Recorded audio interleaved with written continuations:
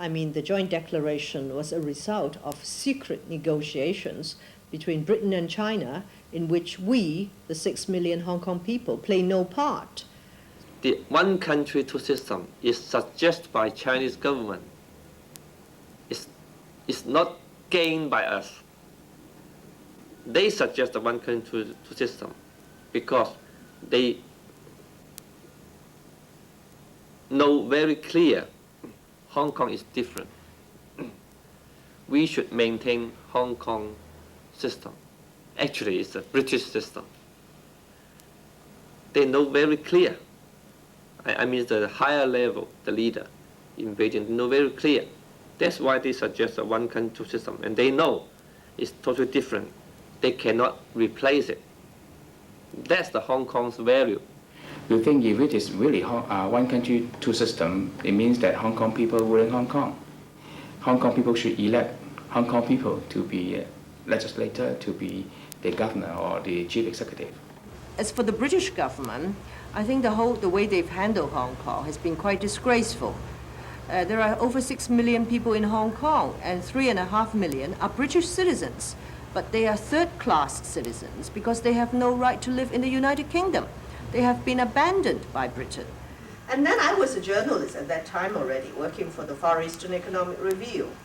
Maggie Thatcher traveled to Peking to sign the agreement with Zhao Ziyang, who is now, of course, been displaced. And it was on the 19th of December, 1984, that they signed the joint declaration. And then 2 days later, they came to Hong Kong, and she held a press conference. I popped the following question to her. I said, Prime Minister, 2 days ago, you signed an agreement with China, promising to deliver over 5 million people into the hands of a communist dictatorship. Is that morally defensible? Or is it really true that in international politics, the highest form of morality is one's own national interest? Can I just say this to you? What do you think would have happened if we had not attempted to get an agreement? I think you would have had a great cause to complain had the government of Great Britain done nothing until 1997. And I believe that most of the people, indeed the overwhelming number of people in Hong Kong, think the same. You may be the solitary exception. Oh my God. For those of you who remember George Orwell in 1984, Right. solitary exception is the definition for insanity. In that year, it would have its own government composed of Hong Kong people. No Chinese officials would be posted to Hong Kong to work in the government. Hong Kong would have an elected legislature and pass its own laws. It would have an independent judiciary. Hong Kong people would keep their existing rights and freedoms, rights of property, assembly, free speech, worship, etc. The International Human Rights Covenant would also continue to apply. In short, Hong Kong would continue with its way of life without interference from the Chinese government, which would be responsible only for foreign affairs and defense. Indeed, such guarantees are to remain for 50 years. In spite of that, public opinion polls have shown that most people in Hong Kong are apprehensive of the future. Obviously, because of Chinese government's track record. I think many Hong Kong people are very scared of the Chinese Communist Party. This is, of course, not the fear of the unknown, because about half of the population here actually fled from communist China, and the other half, people like myself, are children of such refugees.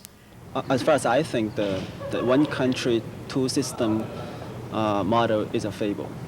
Let's make some examples in history. In 1949, when the communists conquered Shanghai, some business people and landlords was wondering whether should they leave Shanghai and go to Taiwan. The Communist Party said, "Don't worry, nothing will change. You will still be doing business. You will still be rich. You will still own your assets just as the same as before. But only 1 year after that, in 1950, they killed most of the landlords, and they have all the business firms and major enterprises just force the owners give this to the government, or also to the government at very low price. In 1957, when the Chinese government said, okay, we have some problem in this system, and we would like people suggest what should we do. Mao Zedong said, whoever gave us suggestion is our friend, and nobody should worry about of saying this. Then a lot of people say, give suggestions, and everybody of them were put into jail or killed after that. My biggest concern on Hong Kong's future is there is no guarantee on the eventuality of Hong Kong. The three pieces of documents that Hong Kong relies on its futures, i.e. the Basic Law, the joint Sino-British Declaration, and the Memorandum of Understanding between John Marshall and Jiang Zemin. Those three documents are international documents between two sovereign countries. Okay, once Hong Kong reverts back to China, all matters involving China becomes a domestic matter. And once it's a domestic matter, it is not subject to international scrutiny or intervention. And as such, okay, there is therefore basically no guarantee on what will happen in Hong Kong vis-a-vis human rights, vis-a-vis a high degree of autonomy, vis-a-vis the rule of law, or for that matter, anything else. And that is the biggest concern, is that there is no guarantee. As for freedom of speech, we must be very careful not to give the government or the leadership an excuse to do anything. At the same time, we soon cause ourselves to be afraid and wondering what we can or cannot say. 將來我會講説話小心啲，即係唔會話好似人哋講咩你要跟埋人哋講啲乜嘢咁樣，我唔會嘅，即係我唔會。And what is behind it that make people so fearful is the fact that they settle accounts with their enemies. And this is the thing that strikes fear in the hearts of Chinese people all over the world, because the Chinese Communist government has a very long memory. It remembers things that its enemies do and say. And it also keeps records of all these things. And then when the time comes, whether it's years, decades down the road, they can still drag you out and take out those records and say, oh, you said such and such, you did such and such on such a date, and now you may be sent to prison for 20 years, or you may be shot, or whatever. And even your families, your relatives may be implicated. And this is dreadful. People are very, very fearful. And they know if that should happen to them in future here, nobody will be able to rescue them. Yes, I think that people should keep in mind what happened in the past, but they should also be looking at what is happening in the present, so that one should not think that a country like China, for instance, never changes. I think it's quite clear that China has changed and is continuing to change. Indeed, China changed in 1984. 當時鄧小平亦都啱啱上台，中國咧進行呢個經濟上嘅改革，係同以前有好多嘅唔同。咁當時大家都抱有好大嘅希望， The slogan by Deng Xiaoping that the racehorse will continue to run, dancing continues still, was an attempt to reassure the people of Hong Kong that their lifestyle will not change. Now, I think people should also judge Hong Kong by the present and not just by the past. A lot of people who were in Hong Kong in the 50s, 60s, maybe even the 70s would say, well, Hong Kong people only care about money. A lot of people who came to Hong Kong to study Chinese, for instance, say, when I was in Hong Kong, nobody talked about democracy. Nobody was interested. Well, I think that was not really true in those days, and it is even less true today. It's really a question of demographics, because up until the 1970s, most people in Hong Kong were born in China. They were from China. See, the population of Hong Kong went from 600,000 at the end of the Second World War to something like 2.5 million within a few years, because a couple of million people came from China after the Civil War. So those people were not Hong Kong people. They didn't think of themselves as Hong Kong people. And naturally, they weren't going to talk about democracy or having elections in Hong Kong. They thought of themselves as being from Shanghai or other parts of China. And it's only their children who were born in Hong Kong after the border between China and Hong Kong was closed, who grew up thinking of themselves as Hong Kong people. And those children are people who started to mature beginning in the 70s.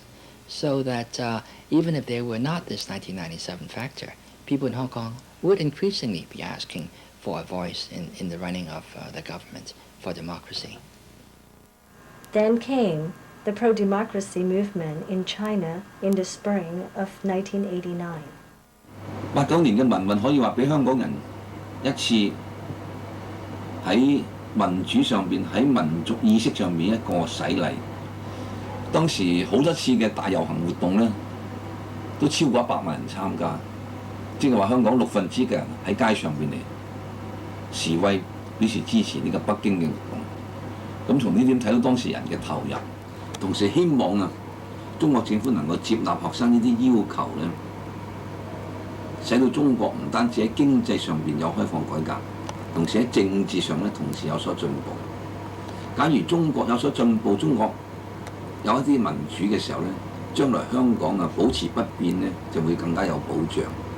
咁但係結果呢個咁嘅愛國民主運動受到鎮壓，所以香港人非常之震驚。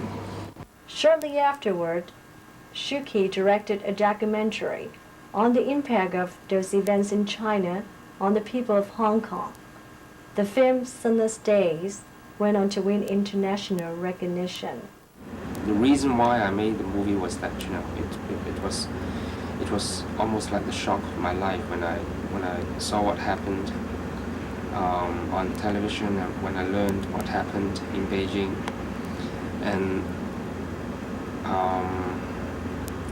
I think it's also a very important event and also a very important period for almost like any Chinese around the world, especially the Chinese in China and in Hong Kong, because in Hong Kong I think we were following the events almost like day by day for over a period of 2 months, and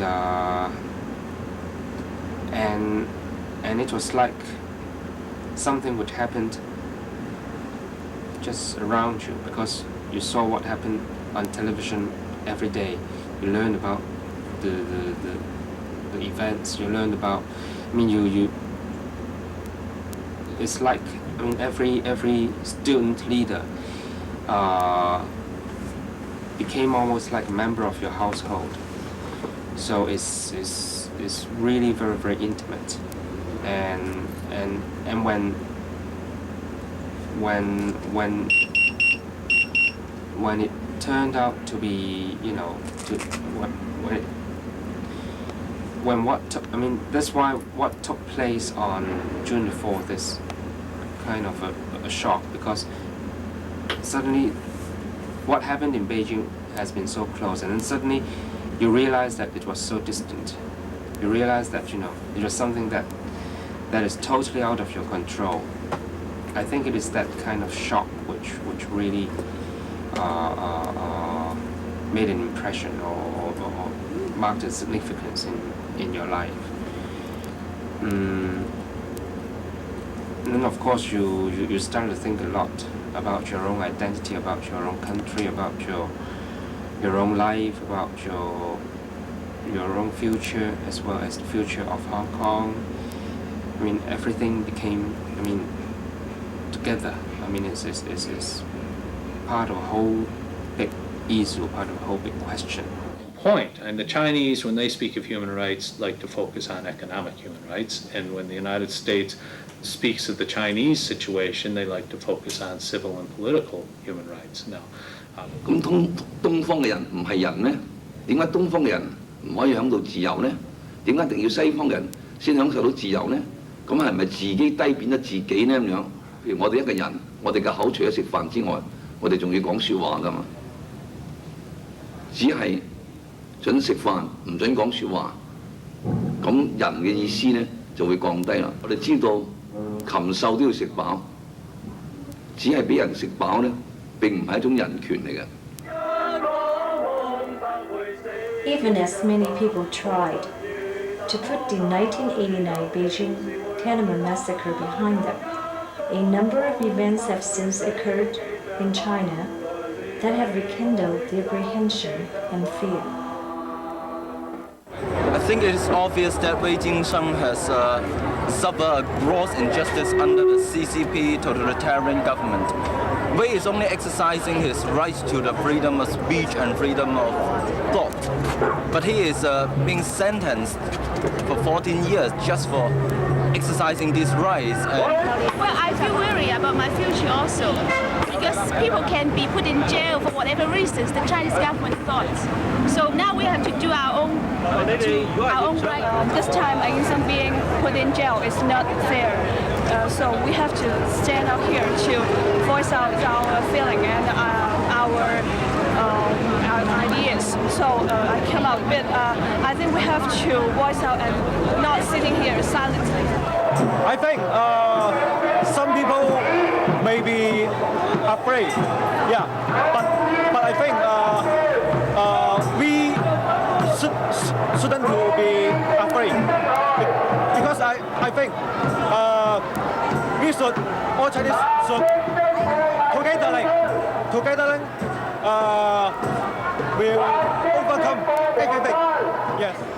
Well, because I feel I'm a free man, and I will not be free until other people they are arrested by innocent talks, So for me, it's one way to support Mr. Wei, because he's not a criminal, he's not a violent person. Perhaps the most troubling aspect of human rights in Hong Kong is press freedom. The role of media in societies is different, and we may feel very passionately about how we view media's role in society, and we may get frustrated when other people don't share our passion in that area, but that is the reality that we deal with. Press freedom is also respected or honored in the Chinese constitution. I think I'm most worried about freedom of speech as well as freedom of press, because the press is extremely important, but I think we have begun to start feeling about the newspapers censoring themselves, and they are worried to talk completely openly because there are already pressures from China. The self-censor is self. Who gives the pressure?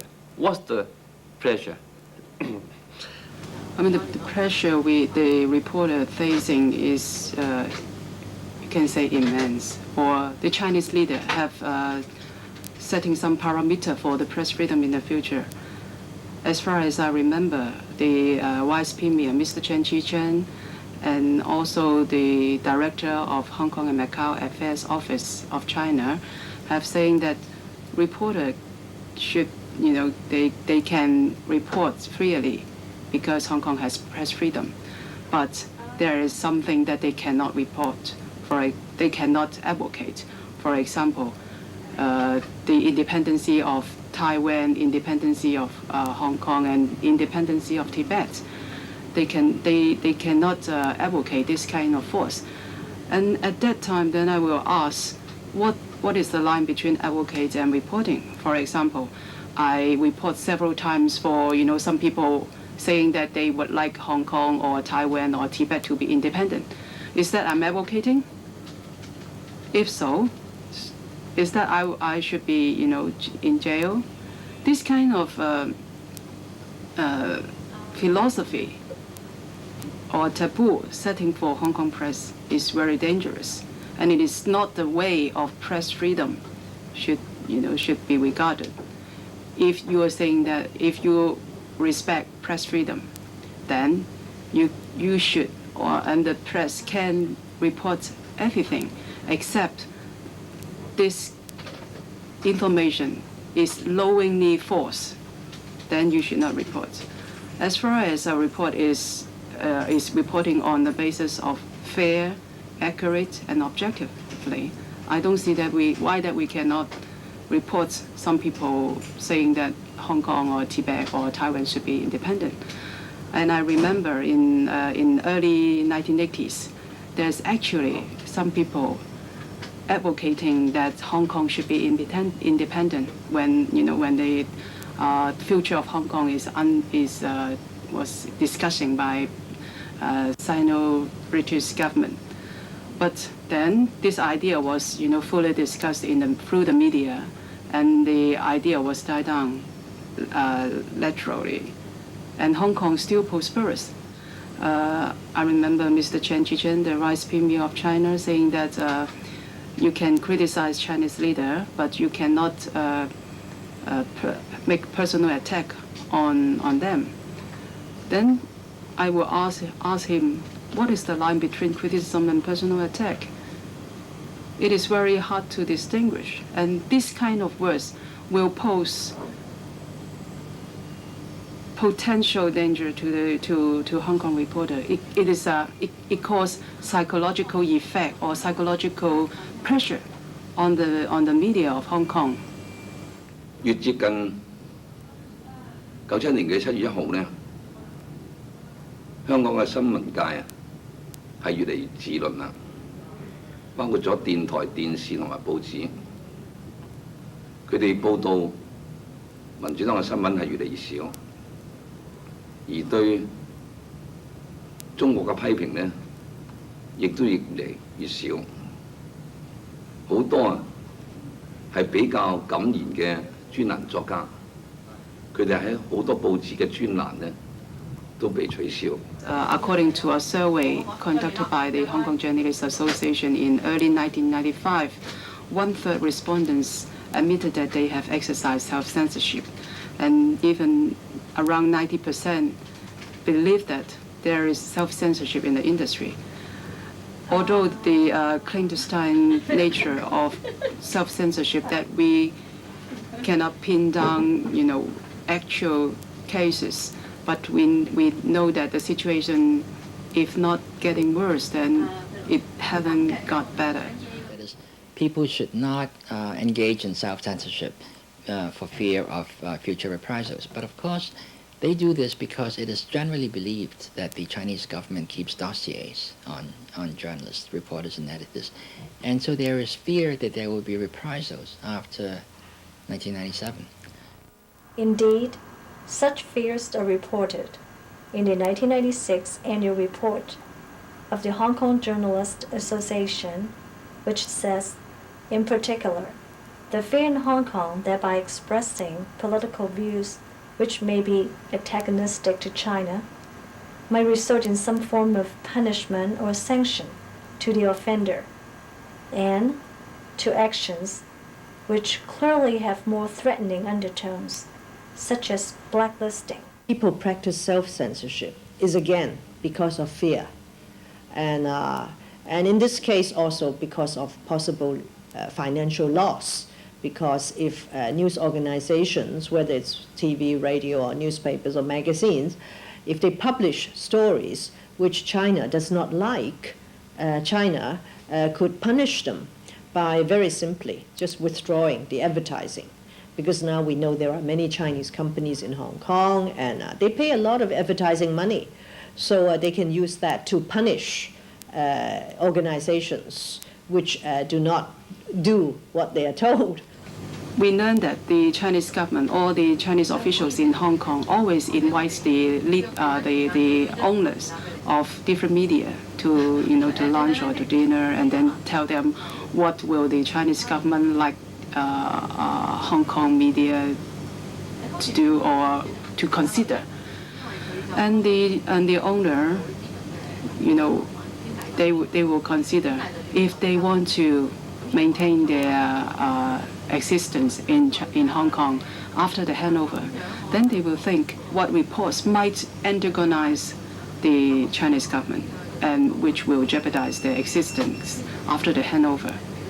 So when they have this kind of thought, then the middle management will guess or sometimes even get direct instruction from the boss to ban some reports appear on the newspaper. So that's why some vocal voice was diminishing recently. And as the reporter, of course, they try to report different views of the society. But when you found that once you write a story of certain group of people, then it was throw it to the rubbish bin or even put at the bottom of the newspaper. Then you still try again the second time, the third time, the fourth time, and then how about the fifth time? Do you still doing this kind of work?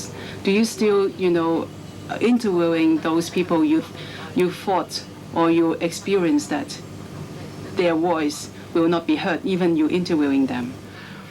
What I'm worrying about is will the pro-Chinese businessmen they buy the newspapers companies or mass media company or TV or radio. In such a case, they make policies, and these businessmen are Hong Kong people, and so that actually it's not self-censored. It's media's policies, or they don't like, they do not want to see very much critical point which against the China or against Chinese policies. I did talk with some of the senior reporters. They said they will leave the job after July this year because they are worrying about their lack of freedom of speech. Their boss doesn't like them to writing many critical points on current issues. I said no. The point is when the people they stand for freedom of speech, freedom of press, leave the press, then who can do it? And who can show whether the government policies are really, how to say them, by mean or by hope to limit the scope of freedom of speech? At least we have to have some people really doing it, and they do not allow you to do it. Then you show it is the government policies. If no one do it, actually there won't be any lack of freedom of speech to demonstrate. There will no demonstration of lack of freedom of speech.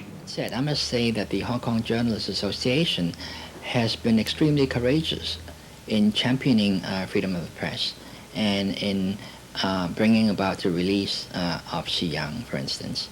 They had, over the years, presented many petitions to the Chinese government, and their members had signed their names to these petitions and put down their identity card numbers and so forth. So Xi Yang was the reporter of Ming Pao, a local newspaper in Hong Kong.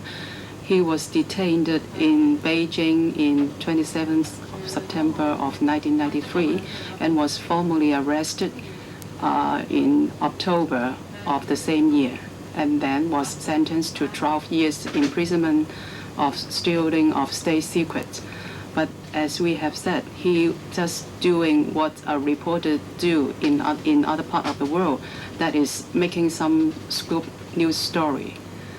We didn't think that he's stealing the state secrets, and actually what he report has been appear on the newspaper in Hong Kong previously. I mean, before he published his news. So we didn't think and we didn't agree that he is doing some work that is beyond the responsibility of a reporter. He was released recently in early 1997. and not just Hong Kong. I think the entire world was stunned that a journalist could get 12 years sentence for just writing some financial news. And the incident happened in Beijing. Even ourselves, we don't agree what Chinese have done on him.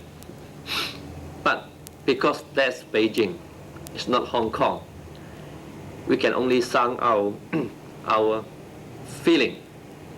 We say no, we don't agree with the government's behaviors.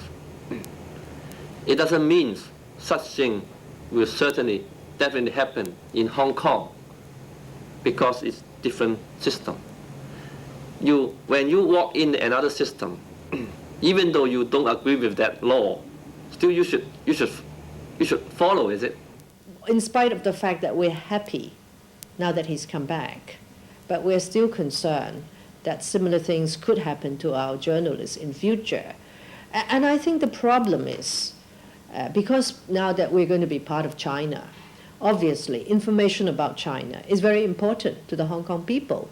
So many news organizations would like to send journalists to China to do stories. And then the Chinese, of course, say, oh, well, when you are in China, you have to follow Chinese laws.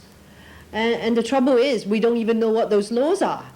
However, there is proof that management or media company owners have been doing this. And it is my impression that to them, the media company is simply another money-making vehicle, and they're not really interested in general concepts like freedom of the press. There are several examples in Hong Kong. For instance, some years ago, Rupert Murdoch sold the South China Morning Post, and subsequently he said at a press conference that he had done this because he wanted to do business of China, and the Morning Post, because of its critical editorial stance, had become a liability. So he got rid of it. And similarly, he controlled Star TV, and Star TV carried BBC News. Now, several years ago, you may remember, BBC News came out of a documentary on Chairman Mao. And part of that documentary had to do with Chairman Mao's sex life. And the Chinese were very unhappy over the BBC. And Rupert Murdoch, knowing this, dropped BBC News from Star TV. And again, he acknowledged subsequently that this was because he didn't want to antagonize the Chinese, and he wanted to do business with them. 香港嘅人權自由受到限制呢，第一個就反映喺新聞自由方面。假如新聞自由係受到限制嘅話呢，咁香港發生嘅事幹喺其他地方呢就唔容易知道。咁同時冇咗新聞嘅監督呢，中國同埋特區政府亦都可以為所欲為，民意唔能夠被反映出嚟。跟住呢，就會其他方面嘅限制呢，亦都會出現㗎啦。The best scenario from a businessman's point of view is that China will let Hong Kong function as Hong Kong has functioned for the last 150 years, or certainly for the last 50 years. And that is the best scenario, okay? But that is not a probable scenario. If you look at the major companies, public companies, structures, okay, you will also see major companies transforming into China-related or Chinese ownership, Chinese vis-a-vis Chinese government ownership-related enterprises. Cathay Pacific is, Hong Kong Telecom is. Once these Chinese components, or Chinese government components get into a company, they tend to have more than an economic agenda. They tend to want to move a company in a certain direction for a certain purpose. Okay. Prior to that, Hong Kong works on 100% business basis. Okay. If it makes money, it's good. If it loses money, it's bad. Okay. nowadays, okay, well, if it makes money, it must also satisfy a set of other criteria before the deal can become a good deal. And Hong Kong people or Hong Kong business circle has to learn to live with the new reality, and I am not sure if all Hong Kong businessmen can accept that or can do well in that kind of an environment. I think what has happened to the Nix Media Holdings, owned by Mr. Jimmy Lai, is a case in point of showing how your business can suffer if you do not toe the line or if you dare to criticize the Chinese leadership. And then, of course, he created the Apple Daily. And I think the Apple Daily is probably one of the most independent newspapers in Hong Kong. The Apple Daily is independent in a sense that it still would publish things that may upset China and would still publish some stories on the pro-democracy lobby. But what the Chinese government has been doing is trying to ostracize that paper and the whole group, actually, owned by Mr. Jimmy Lai. So that's why recently, when Mr. Lai tried to float the group in the stock market to launch a public listing, the financial company, which was supposed to be helping it, Mr. Sun Hung Kai, suddenly said, "Sorry, I'm getting out because of you know what." I think most business people feel that it would be far preferable for Next magazine to find an underwriter and be floated, and that type of potential political interference is undesirable. I think as a free economy, and Hong Kong is a free economy, we in business would be happier to see the services and underwriting services available to any qualified company that wants to float on the stock market. Let's let the market decide whether this is a desirable or undesirable investment. I mean, most of the issues which concern business people are exactly the same issues which concern the men and women on the streets. There are some different ones, but many of the issues are the same. The issues of corruption, the issues of the rule of law. Is the law going to be applied in a fair and even way, in a transparent way, as it has been before? When you try to sell to someone, obviously their opinions and their reactions to situations are important to you. And if therein hinges a sale, you're going to at least listen to what the other side is saying. If there's something they're very unhappy about, you listen to it. Now, that has happened in other times. It's happened with most favored nation requirements with China, in which certain companies, Boeing leaps to mind, was put under pressure because of a political situation with MFN, over which, frankly, Boeing had very little specific control over it. That possibly the greatest risk to the smooth workings of the one country, two systems concept is less likely to be intervention from senior level officials in Beijing than groups in Hong Kong who may, for various reasons of private interest, not just business groups, but I think business groups have been singled out as particularly susceptible to this temptation, who may seek somehow to influence things to their advantage by trying to bring Beijing officials into the decision-making process. That clearly is something that needs to be resisted by business organizations, and to make sure that the Chinese officials who are approached in that respect don't succumb to the temptation to try to interfere. I think the freedom of information is a very important instrument for a free market. Actually, what we mean free market is all the information should provide to everybody. And if the information, when a person gets the information should be the same as the others. is what the implications of the Xi'an case are, and the whole question of the free flow of information, and the question of the effectiveness, particularly of Chinese language media here in Hong Kong, in reporting on what is going on in the People's Republic of China. This has been a very, very important component of providing understanding to us on what is going on in China. And I think those of us who do business there would be concerned to see that very valuable input by Chinese journalists, in Hong Kong Chinese journalists, limited in some way because of the Xi'an case. It seems to me very clear that every business has a responsibility within its sphere of influence, within its own sphere of activity, to make sure that it is behaving by appropriate international standards, that it's not condoning abuses of those standards amongst its partners and amongst those organizations that it works with.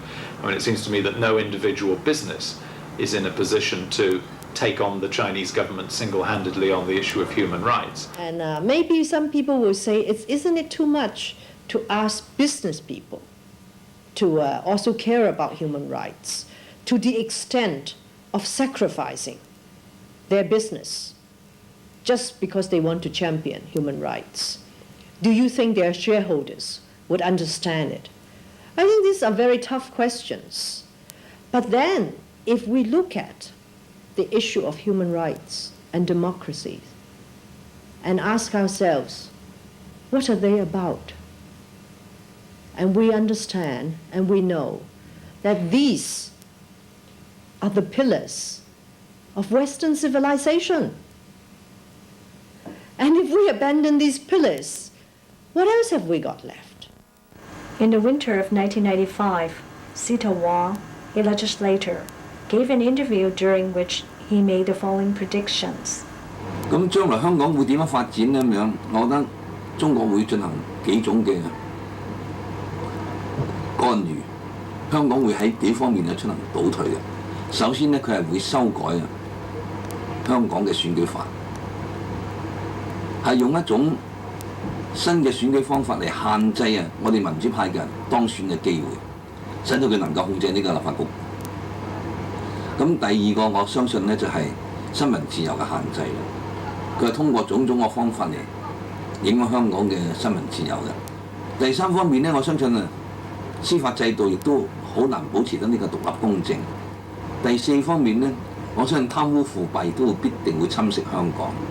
咁跟住呢，我相信佢會限制我哋嘅群眾活動啦，就係限制遊行、集會、示威呢啲嘅活動。They already set up a provisional legislatures in December 1996. The provisional legislatures consisting of 60 members, they are selected, so-called selected, by a selection committee. A selection committee is appointed by the preparatory committee, and the preparatory committee also appointed by the Beijing government. And human rights laws are being amended for the worse, of course. It will be in relation to, they will restrict press freedom, for example, and the right of the freedom of assembly and the freedom of public demonstrations. They are going to set up the repressive law, reenactment, and also will enact some of the laws on subversion, treason, secession, the theft of state secrets. What is subversion? Well, recently a Chinese dissident Wang Dan was given 11 years for writing an article in a Hong Kong newspaper which wasn't even circulated in China, in which he said, in China there is no press freedom. Well, there's something known to everyone. If it hadn't been an article from Wang Dan, I don't think that Ming Pa would have published it. It's nothing new. But they published it, and the Chinese court agreed with Wang Dan that there is no press freedom in China, and so gave him 11 years for saying that. Will Hong Kong be a conduit for China's future? Or will Hong Kong slip into history after July 1st, 1997? 中國百幾年嚟俾帝國主義蝦，呢個係事實。但係呢幾十年、呢40幾年以嚟，已經冇呢種現象出現啦。咁同時啊，我哋唔願意俾外國人蝦我哋，但係我哋更加唔願意咧，係俾我哋自己中國人蝦我哋中國人嘅喎。因為一路我哋都有睇啲新聞咧，即係會見到啲人，就算你搞到點樣民運啊，點乜都冇乜用咁，好似即係搞出嚟好似冇乜用。中國嗰啲都唔會照你嘅意思去做，考慮都好似我諗都唔使考慮，佢會照翻自己國家點樣去做。Main immediate concern is the self-censorship. I think if people aren't willing to actually say what they think, if they start adapting to life on the assumption that they're going to live in a dictatorship, well then they certainly will end up living in a dictatorship. We shouldn't have an assumption China will surely do something bad to Hong Kong.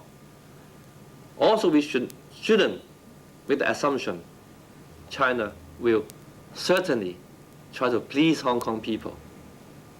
We should stick on our point, stick on our system, work as usual.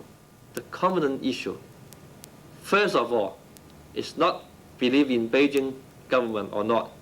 First of all, believe in yourself or not. It is time for Hong Kong people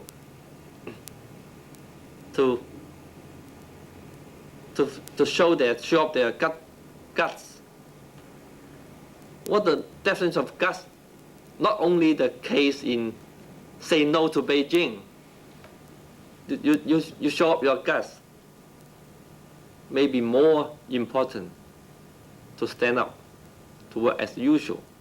We want them to know about this very compelling story in Hong Kong, whereas all over the world we see people breaking out, emerging from the shackles of communism. But here it's just the reverse. 6 million people are going to be delivered to communist rule, lock, stock and barrel, with no choice. And what we want is for people to send a message to Peking, tell Peking to leave us alone, cool it.